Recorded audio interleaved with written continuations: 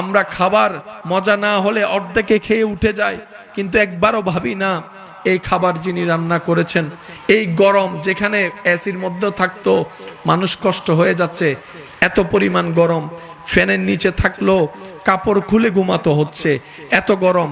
তাহলে ভাবনায় একবার প্রশ্ন করতে হয়, ঘরের যে মা বোনেরা আপনার আমার 2 বেলা খাবার মুখে তুলে দেওয়ার জন্য রান্নাঘরে রান্না করছে, তাও সে রান্নাঘরে কোনো এসি নাই, একটা ফ্যান নাই।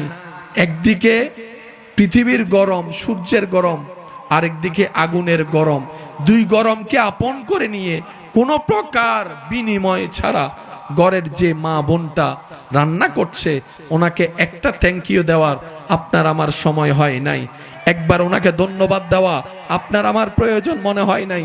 কিন্তু যেই দিন খাবার একটু লবণ কম হয়েছে সেদিন কথা বলতে আপনি আমি ছাড়ি নাই। কথা বলেন ঠিক কিনা?